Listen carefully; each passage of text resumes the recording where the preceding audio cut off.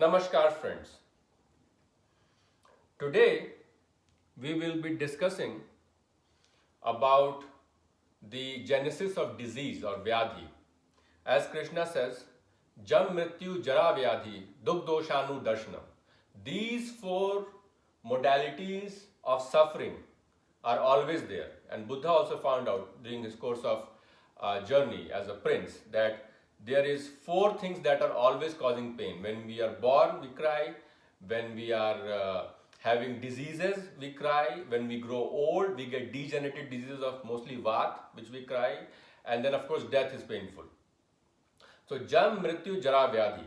Birth, death, old age and disease. These four, whether we are old, young, rich, poor, black, white, doesn't matter. All of us will suffer through these.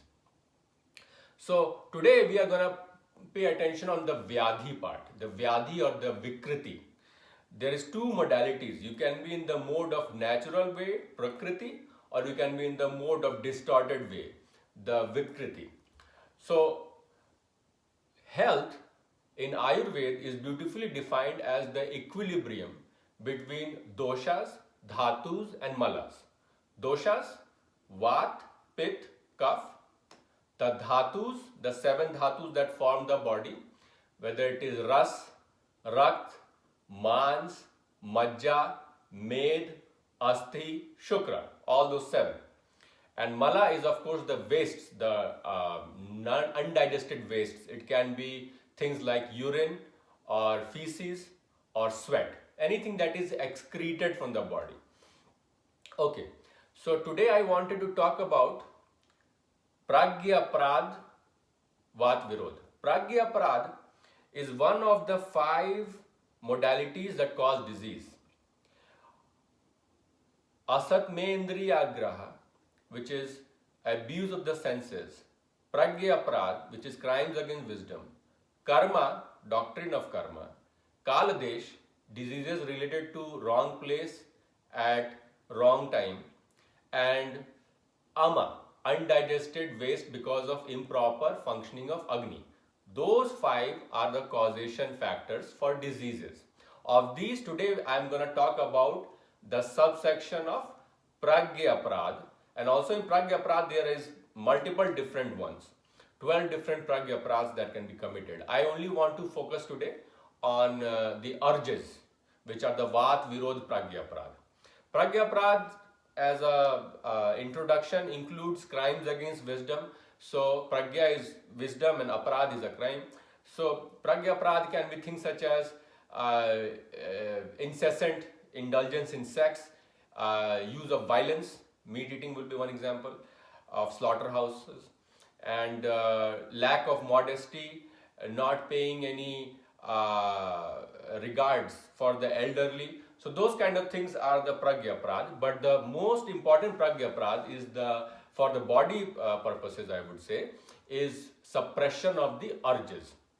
Okay, so when we think of suppression of the urges, there is 13 Vat Virod or the obstruction of the Vat, because that is the problem. These are things that are going to block the flow of Vat or air.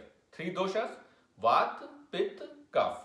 Vat is composed of air, Panch Mahabhuts, Bhumi, Rapo, Nalo, Vayu, Kham, which is fire, earth, air, water, ether. So of this, fire and water form the Pitta, air and ether form the Vat, water and Bhu or earth form the Kapha. So you can Vat is light, so it will circulate. Kapha is heavy, made up of Bhu and water, earth and water, so it is very heavy, sticky. And in between is the fire and fire and water, which is Pitta. So Pitta is activity, transformation of fire, Agni, and hence it is causing in the deranged state, pro-inflammation. In the nascent sattvic state I should say, it is going to cause formation of Agni.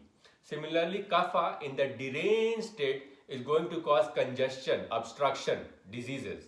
In the pure form, it is going to form the Ojas, which will flow through the Sushumna and lead to Sahasrara and enlightenment. Similarly, Vat in the deranged state will cause either blockage of airflow or too much of airflow in erratic places where it should not go. And in the pure state, it will cause formation of prana.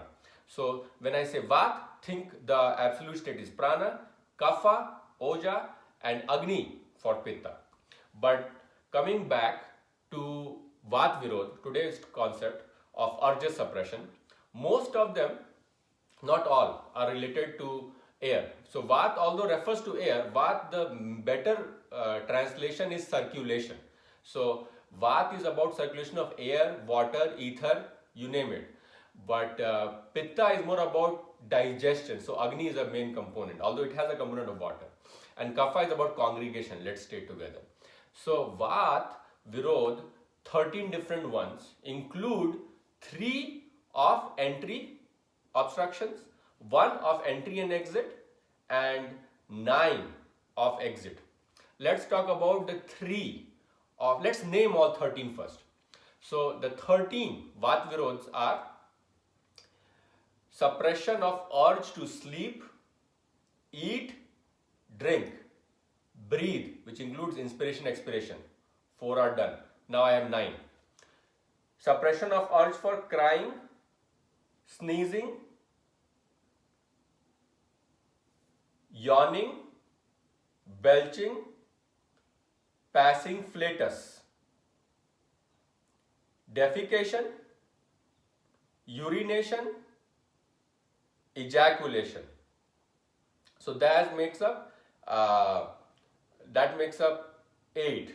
And some people will say coughing, but basically those are the main 9, I should say 13 ones. So let's see what happens when these get obstructed.